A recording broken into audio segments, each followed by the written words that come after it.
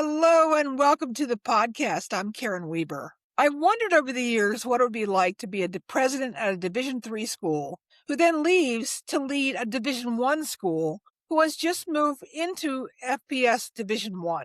My guest today brings over 30 years of higher education experience to the table, culminating with his current president of an FBS football school, James Madison University. President James Schmidt joined JMU after serving as chancellor of UW-Eau Claire since 2013, where he secured a record-breaking $70 million gift for an indoor athletics facility, an event center, and led the university to national recognition for undergraduate research and study abroad. Jim, welcome to the podcast. Thank you, Karen. Looking forward to the conversation.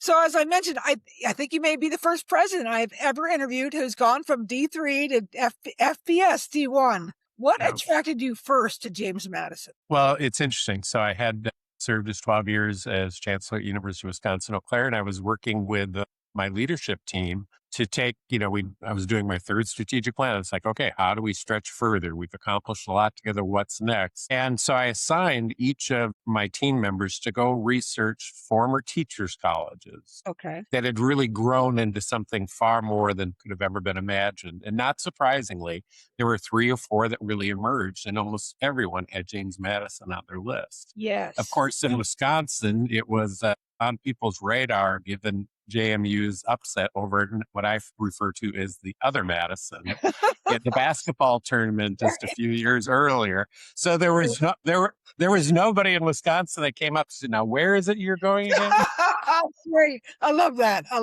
That's great. Yeah. So and quite honestly, I had a friend and former colleague who called me one day and said, "Look, the headhunter had been talking to him about James Madison, and after the third call, he said, frankly, the more you talk about what James Madison needs, I'm not your guy. So the guy you need to call is in northern Wisconsin." And it's Troy Pano, who's the president of University of Mary Washington. Okay. And interestingly enough, we both served on the Division III President's Council together, the NCAA for 4 years. And when I first met him, I was a vice president at Winona State University, and he was a history professor. So long friendship, and frankly, kind of the rest is history. But that's what got my attention. So Troy called me to say, "Look, I gave him your phone number. Now give me 15 minutes to explain why I think he'd be perfect for this job." Wow. What a friend. Great friend and colleague. That's really great. So obviously the timing was interesting because I believe JMU had just transitioned from FCS to FBS. You're going into your third year in FBS. Do I have that right? We've had 4 years. 4 years of FBS. Yeah. Okay. So outline for my listeners what that third head coach during that time as well. Yeah. It was a small head coaching change in the middle of that. By the way, as I referred to, James Madison's Bloomington campus did really well last year. They did really well, and they just changed their colors. That was a problem. Yeah. So, of course, we're talking about Curt Cignetti, who won the national championship at Indiana. But, when you were in the President's Council in Division III, talk a little bit about the issues that you talked about there. And then when you came and you sat in on your friend's first conference meeting in FBS Division I. Yeah. So I was grateful having served 4 years on the President's Council. I served 2 terms as chair of the Division III President's Council, and then served a year on the overall Board of Governors as well. It was at my very first Board of Governors meeting that the previous NCAA president announced his retirement. So I was there for the hiring of Charlie Baker. And so I had a chance to see really the big differences. And there's, it is night and day difference between all of the economics, all of the fundamentals are pretty different between Division I and Division III, particularly if you're going to be a football school. But having been in the room where it happened, where we were going through, NIL happened while I was in NCAA leadership, the transfer portal, it happened as we were there. Some of the issues around student gambling, Charlie Baker really brought that to a forefront. Certainly we had, the transgender issues, we had COVID. If you think about the 4 years I was involved in NCAA leadership, and I had been involved in committees before that, the world changed. And having at least been in that atmosphere, even if I was originally looking at it from a D3 perspective, I was cognizant of the issues of Division I. I think that there will be more and more Division I institutions, and no doubt get into it, that are going to jump down to D2 and D3 levels. Because if I were president at some of these institutions that are really struggling along these fronts and you don't have strong programs, it's really hard to find that secret sauce to really propel you forward. And there's no doubt about it. Being a Division I FBS school is a tightrope act. It's figuring out your path forward with gusty winds. One of my favorite movies, the writer is amazing, Aaron Sorkin, is Moneyball. Oh, And yes. it's just a great story. It is. In fact, I will share with you, just yesterday, one of my vice presidents found a rookie card for Billy Bean, just gave it to me yesterday. No kidding. In his Twins outfit. And I'm a long-suffering Vikings fan and obviously proud of the Twins. Not recently as proud. I'm going to go to a game Wednesday night.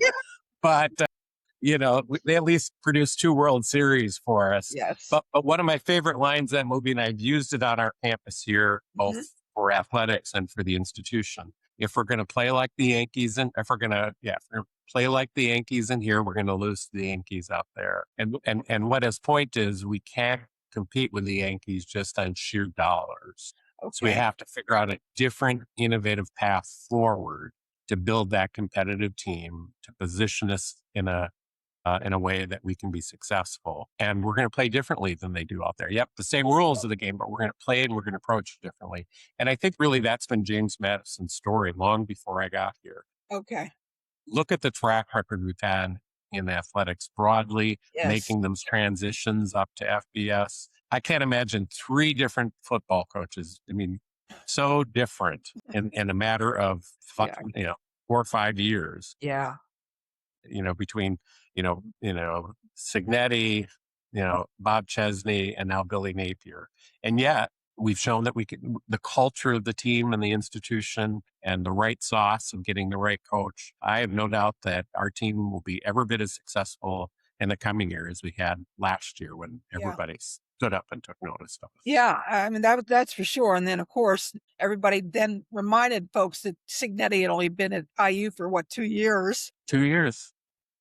And had, I think, 12 starters from JMU on that national championship team. So, and I think that most people have asked me, and I said, I think it was the fact that he was able to keep many of his players with him that allowed him to sustain that success, which is unfortunate for JMU, but that's the landscape we live in right now. It is. Yeah.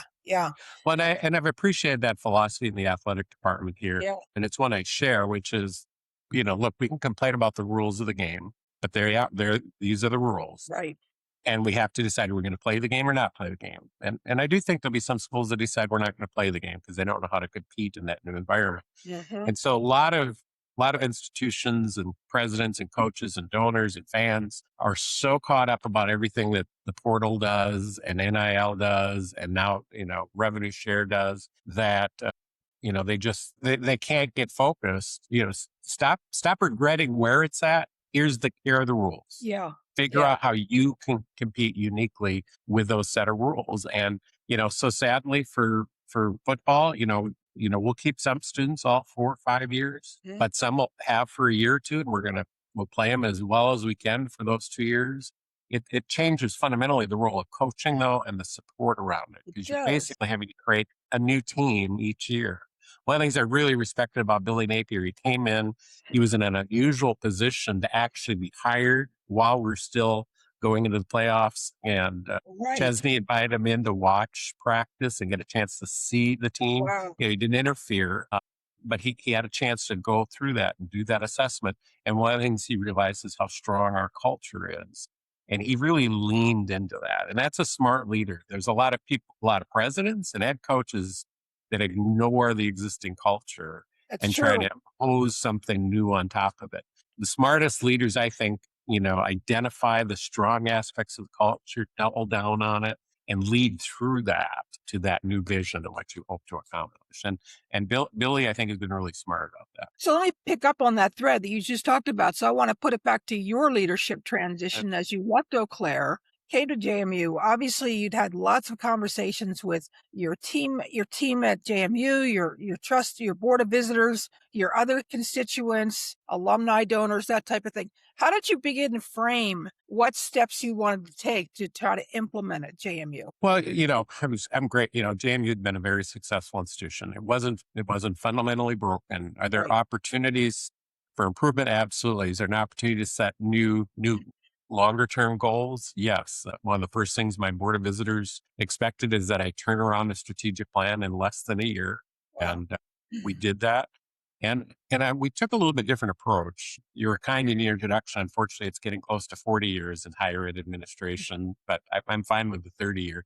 But Okay. because of that, I've been through a lot of strategic plans, and most don't do much. I believe in really stretching an institution. And most strategic plans are in that 5 to 6, maybe 7 years. And Yeah. we did a different approach, because the approach that you used to get somewhere in 5 or 6 years is one way to do it.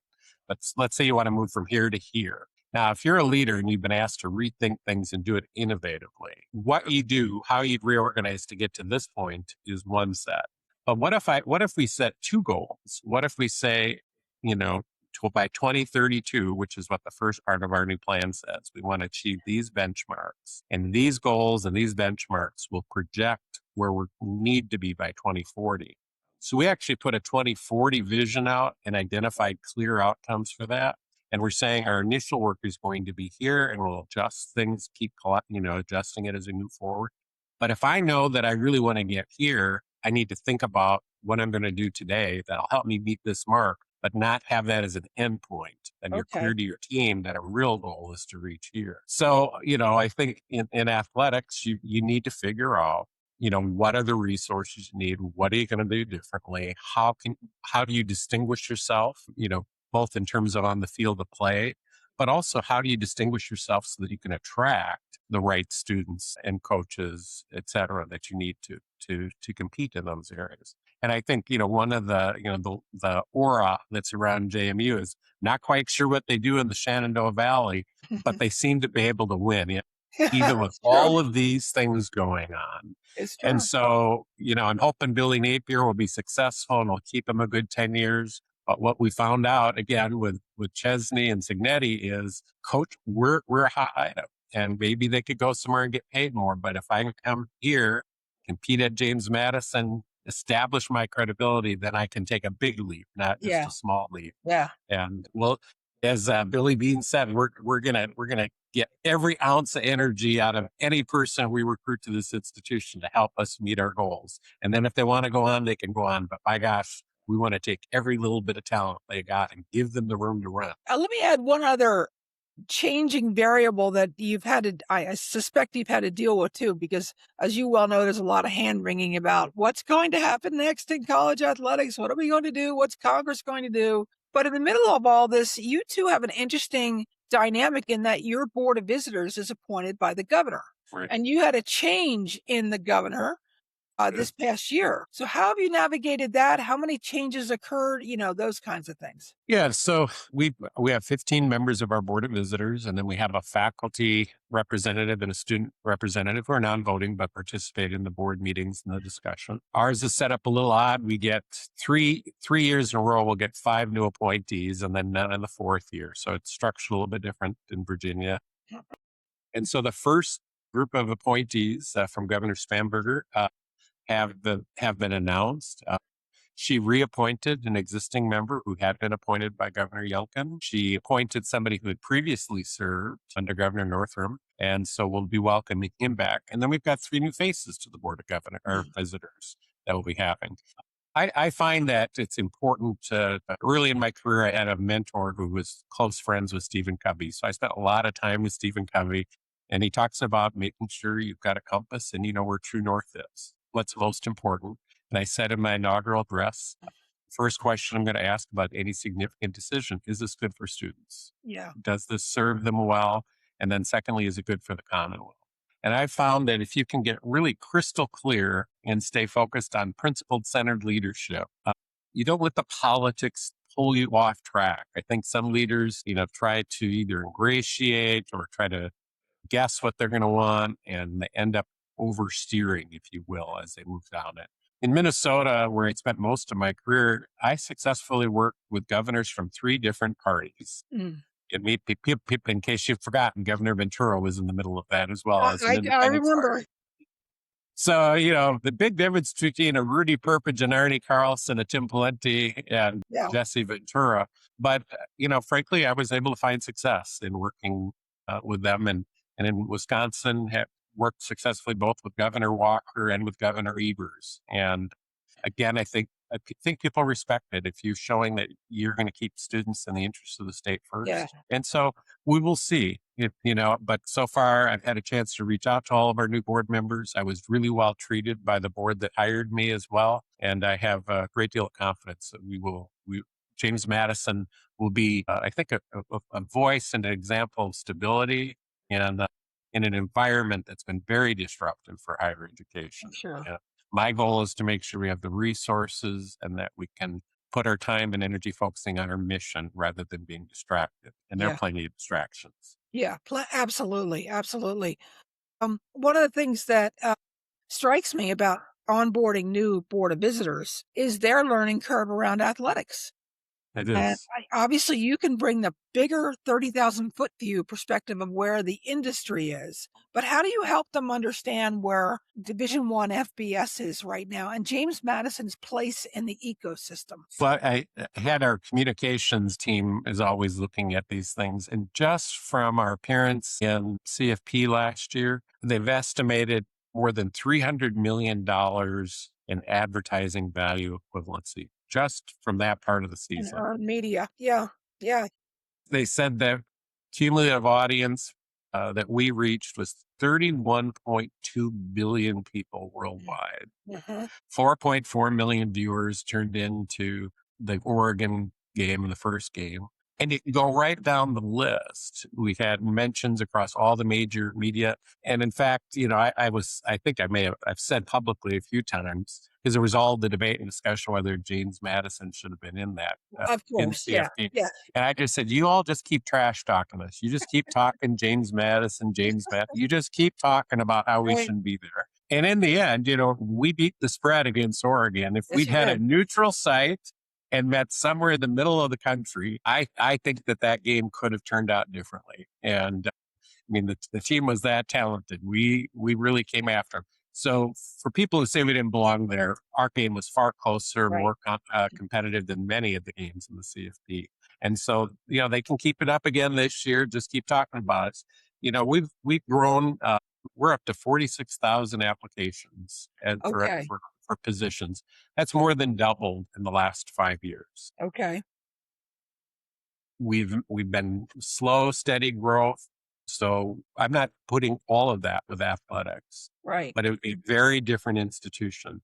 One of the things I did was during I did a little secret shopper trip to campus because it was a confidential search. And we were never going to be on campus. And I remember talking to my wife back in Eau Claire.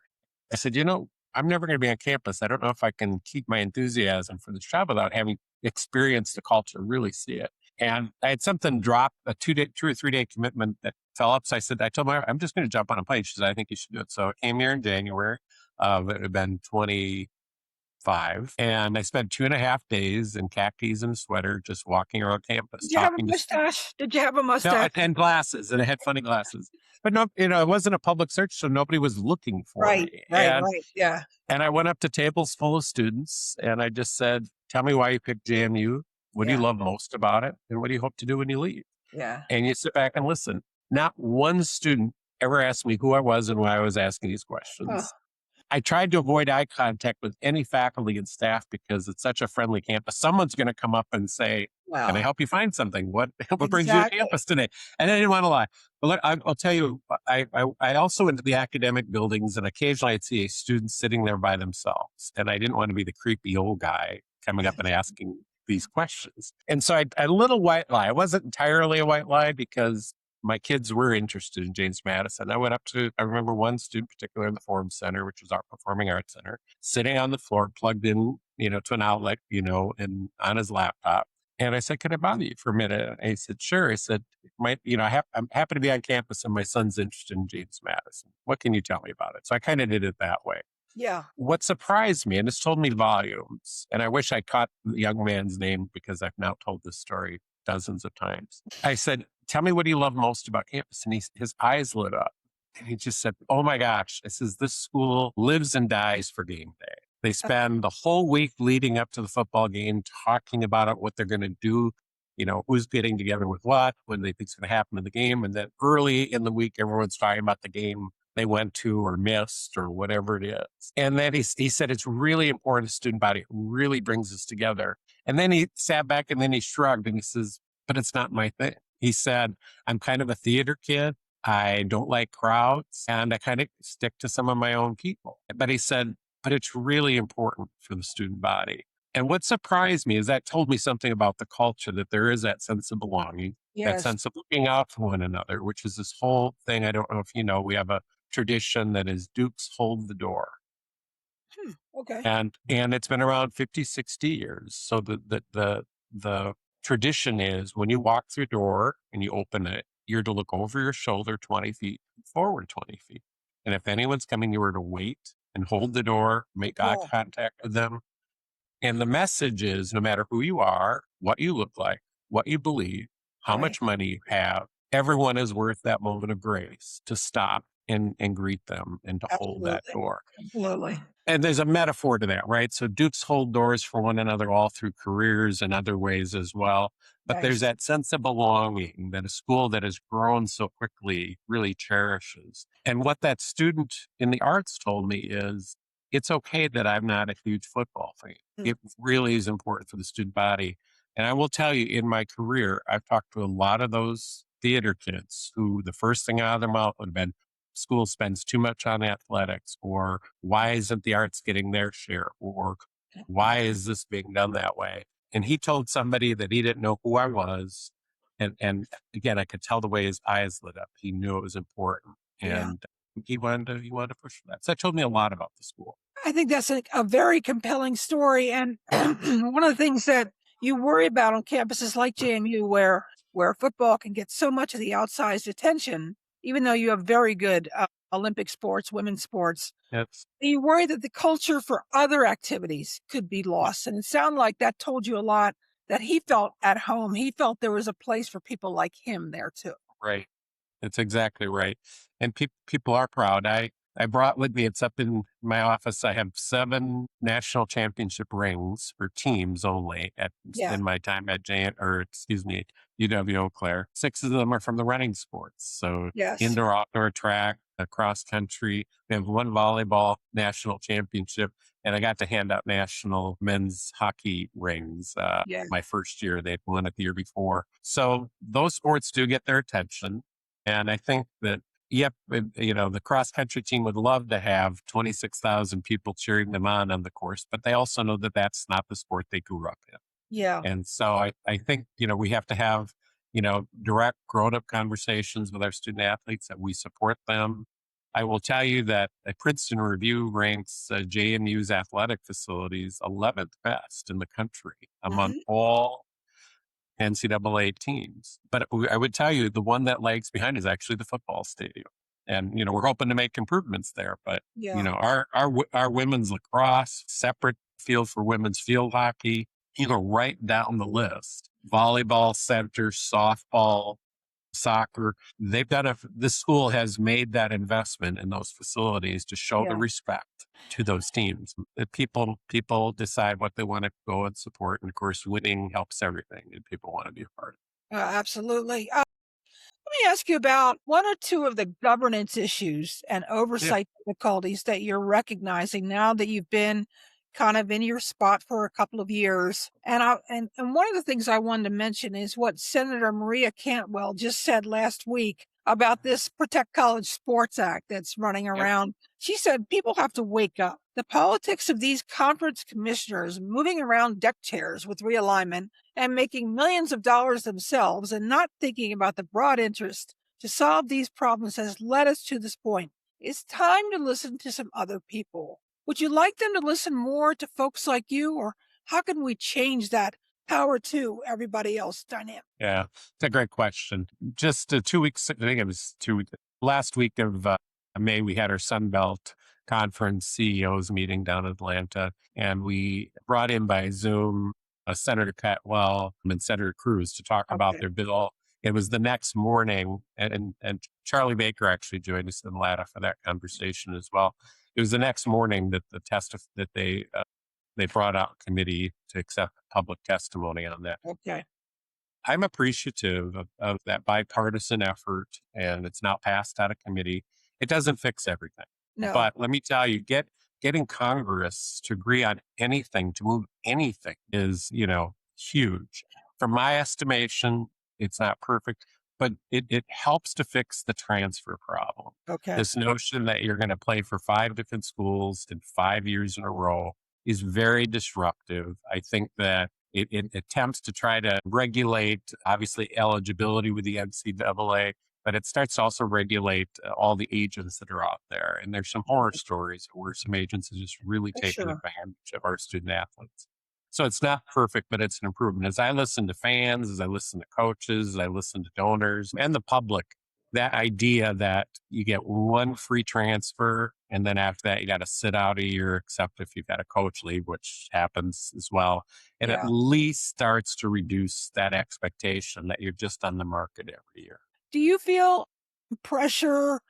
I mean, the Sun Belt's a big geographic footprint in terms Yeah. of travel. How has that impacted your scheduling in other sports, your expenses? Obviously, NIL monies keep going up. How are you adjusting to that landscape, knowing that there's going to be continuing pressures, even if this bill passes? It seems like. Yeah. Yeah, it will. So, we split up for football. We split it into West and East divisions, and we Okay. have a championship. So we're not playing all the teams on the West every year. We play a few of them, and then we've really focused on the Eastern side of the conference. Football is the one that's takes the biggest planes to move people Yeah. around. Yeah. And then we've tried to do scheduling because you want to try to protect the academic schedule for our student athletes. All I can say is at least it's not the Big Ten, right? Where you literally coast to coast teams. Yes. Having grown up using the Minneapolis airport, it was kind of a rude awakening now that I'm on the East Coast. How long it really does take to get to Portland, Oregon, in order to then get on a bus for 2 hours to get to Eugene. That's That ends great. up being, really is disruptive for the students. And, I think that's unfortunate. I like the idea of having more of these regional rivalries. I'd love to see these things get a little bit more compact, but the Sun Belt isn't spread out as much as some of the others in the group of 5, 6, certainly within the Power 4. Yeah, yeah. Obviously, the pressure's there to continue to spend money. Do you see would you be in favor of the other sports becoming more regionalized, not unlike what you've done in the Sun Belt on the West versus East Conference? Or are you just trying to find a home for each one of your sports? Well, so far, we're able to, most of our sports do fit within the Sun Belt. We're with the American League for women's lacrosse. So we have a few others. Okay. We take a look at that on a sport by sport basis. Again, try to find that right fit, the right level of competition. In an ideal situation, you do have as many of your courses as possible from a conference. I came out of the WIAC and, Yeah. you say Division III, but, as the WIAC is, arguably the best D3 Absolutely. conference in the country. Absolutely. I think the number of national championships the WIAC has it ends up being the next 2 or 3 low. And that was one of the problems of the WIAC, particularly in football. It's like you were going to 6 of the 8 football teams were in the top 15 Yeah, rankings every year. exactly. So you're going into a mid grind. But what really one of the things I hear presidents talking about is, can we regionalize things so we don't have to spend so much on travel, that our players don't have to be away from campus for so long? Yeah.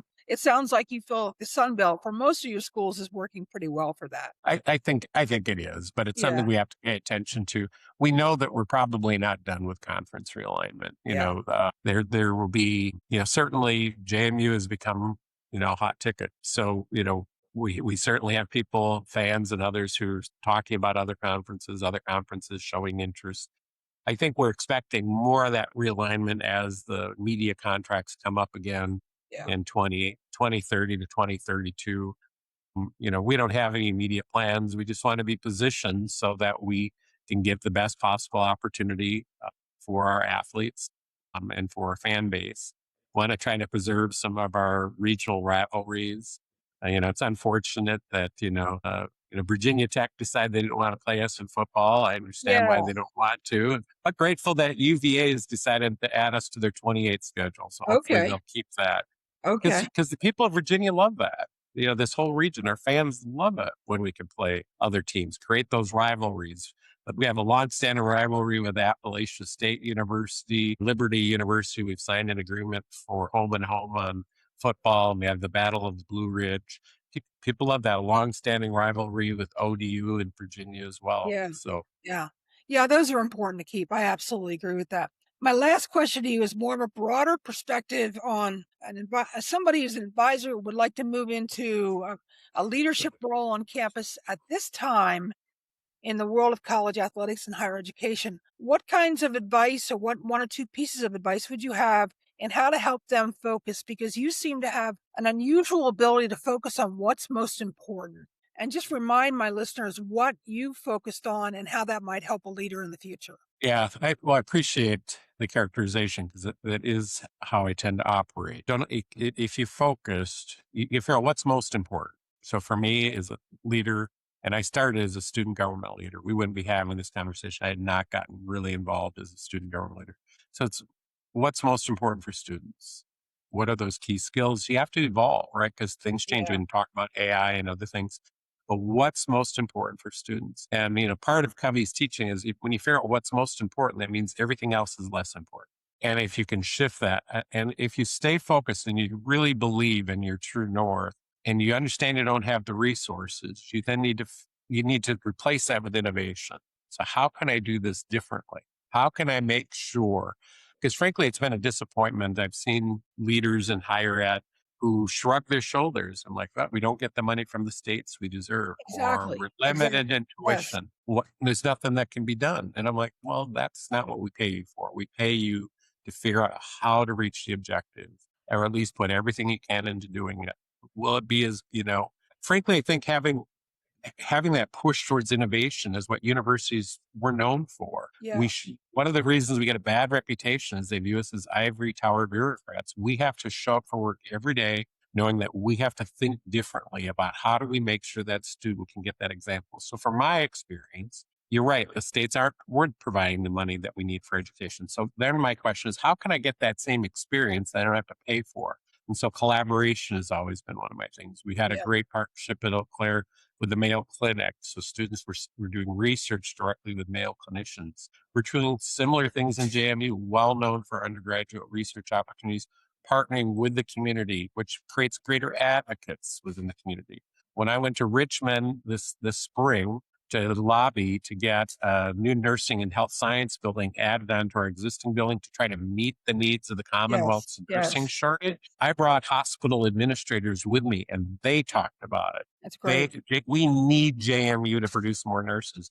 They are high quality nurses. And if you don't do this, you're raising everyone else's healthcare costs and you're decreasing the quality of healthcare because we bring travel nurses in. Yeah. So how do you build coalitions to support? How do you bring in other resources? And by the way, just yesterday, after a little budget standoff in Richmond, $115.3 million nursing school addition was approved by the Congratulations. legislature and is on the governor's desk. So we do similar things with athletics. I tell anybody interested in athletics, go watch Moneyball one more time.